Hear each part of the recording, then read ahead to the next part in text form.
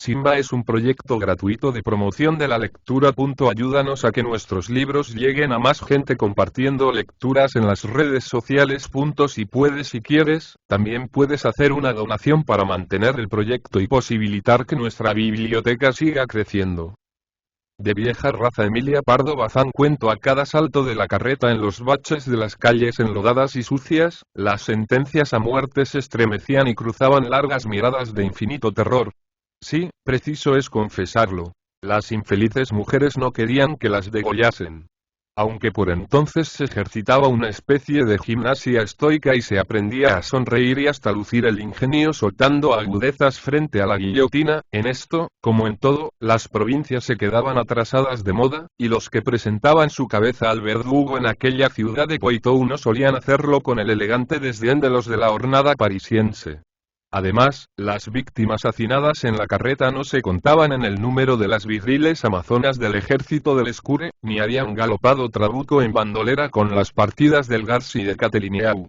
Señoras pacíficas sorprendidas en sus castillos hereditarios por la revolución y la guerra, briznas de paja arrebatadas por el torrente, no se daban cuenta exacta de por qué era preciso beber tan amargo cáliz. ¿Ellas qué habían hecho? Nacer en una clase social determinada. Ser aristócratas, como se decía entonces. Nada más. Los 4 cuarteles de su escudo las empujaban al cadalso. No lo encontraban justo. No comprendían. Eran sospechosas, al decir del tribunal. Malas patriotas. ¿Por qué? Ellas deseaban a su patria toda clase de bienes. Jamás habían conspirado. No entendían de política. Y dentro de un cuarto de hora, 5 mujeres iban en la carreta. 2 hermanas solteronas, viejísimas, las que mayor resignación demostraban en el trance. Una dama como de 30 años, esposa de un guerrillero, separada de él desde el mismo día de sus bodas, que no le había visto nunca más porque no podía sufrirle, y pagaba ahora el delito de llevar tal nombre. Una viuda, la condesa de Lermine, y su hija Ivona, criatura de 18 años, de primaveral frescura y perfecta belleza. Bajo el gorrillo o cofia de blancos vuelos, el pelo suelto y rubio de la niña se escapaba formando aureola a la cara cubierta de mortal palidez, y en que las pupilas color de violeta y los cárdenos labios parecían toques de sombra sepulcral. Las manos, atadas atrás, temblaban, los dientes castañeteaban. Doblábase desmayado el cuerpo. Sin embargo, desde la mitad del camino, que era largo por encontrarse la prisión en las afueras de la ciudad y en el centro de la plaza, Ivona de Lermine, enderezándose, demostró inquietud nerviosa, delatora de una esperanza. 2 veces el oficial que mandaba la escolta de azules a caballo se había acercado a la carreta y murmurando al oído de Ivona algunas palabras, un cuchicheo. Tiñó el carmín las mejillas descoloridas de la doncella. No era el rubor de la modestia, ni el dulce sofoco de la pasión. No eran los sentimientos que en un alma joven despiertan las expresiones del amoroso rendimiento. Por más que el oficial fuese mozo y gallardo, Ivona no reparaba en su apuesta figura. Otra cosa encendía su rostro. La vida, la mágica vida, la vida que no había saboreado y que iba a perder. Al casi paralizado corazón acudían de nuevo la sangre, y los ojos de Violeta recobraban su luz. No morir. Instintivamente, desde que Ivona oyó la primera frase balbuceada por el oficial, trató de desviar el rostro, evitando el de su madre. Esta, en cambio, clavaba en Ivona los ojos, fijos, ardientes, interrogadores. Ya a la salida de la cárcel pudo notar la impresión producida en el oficial por la hermosura de Ivona. La condesa no tenía ideas políticas. No le importaba Luis XVII martirizado en el Temple. Mal de su grado se veía envuelta por los sucesos. Deber la vida a un republicano no le parecía humillante. Se la debería gustosísima, aceptaría la de su hija. Pero, ¿y la honra? Por espacio de largos años, recluida en sus haciendas, lejos del mundo, solo había tendido la condesa a educar a Ivona con máximas de honestidad y de recato, cultivándola entre blancuras de azucena, fortificándola por el ejemplo de la más casta viudez.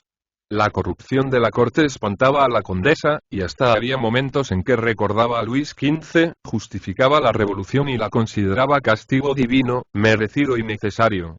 La fe y el culto supersticioso de aquella mujer no eran la monarquía ni el antiguo régimen, sino la pureza, la religión del arminio que llevaba en su título nobiliario y en la empresa de su blasón. Y al observar cómo el oficial devoraba con la mirada a Ivona, al ver que deslizaba en su oído palabras que la reanimaban instantáneamente, pensó para sí: ¿quiere salvarla? ¿A ella sola? ¿A qué precio? Increíble parece que una idea triunfe del horror que nos domina, al ver abierta la negra boca del no ser, las fauces de la eternidad. La condesa, en tan decisivos momentos, olvidando el miedo, solo pensaba en Ivona ultrajada, mancillada, llevada por el oficial a su pabellón como una mujerzuela, después de que la hubiese arrebatado al patíbulo. Y no cabía duda. La niña aceptaba el trato. Quizá su inocencia ignorase las condiciones. Pero lo admitía. Era vivir, era evitar el amargo trance. Mientras la indignación hervía en el alma de la madre, la hija volvía la cabeza para buscar con sus ojos, antes amortiguados, resplandecientes ahora, suplicantes, agradecidos, al jefe de la escolta, que le dirigía una sonrisa tranquilizadora, de inteligencia, y ya llegaban. Todo iba a consumarse. La carreta empezaba a abrirse paso difícilmente por entre las oleadas de la multitud que llenaba la plaza, en cuyo centro, siniestra y rígida silueta, se alzaba la guillotina, recogiendo un rayo de sol en su cuchilla de acero. Al detenerse la carreta, los soldados, atentos a una orden del oficial, hicieron bajar a la condesa y a Ivona. Quedaron las demás sentenciadas dentro, aguardando su turno.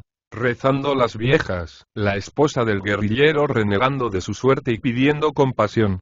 La condesa advirtió que la llevaban a ella primero y que su hija quedaba como rezagada al pie de la escalera, medio perdida ya entre el gentío.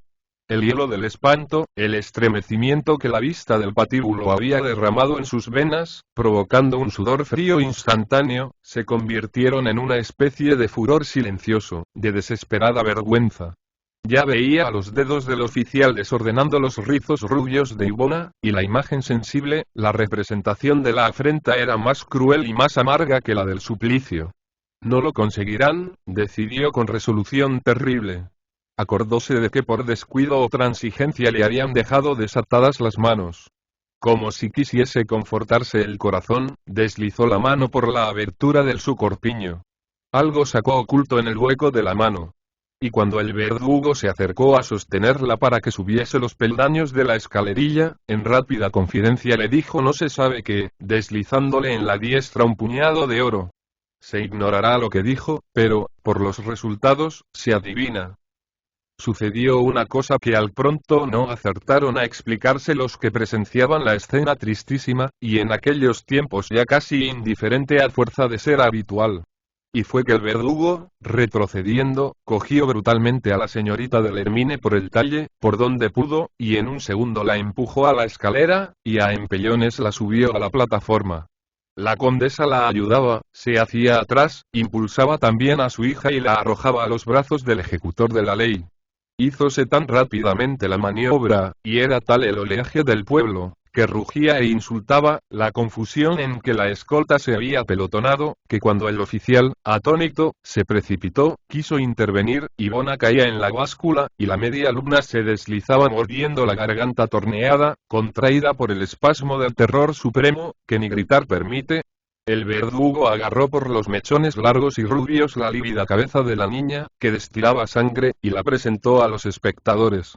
Y la condesa del Hermine, al acercarse sin resistencia para recibir la misma muerte, pensaba con satisfacción heroica. Gracias que pude esconder en el pecho las monedas. Blanco y negro, Nun. 509, 1901. Pu.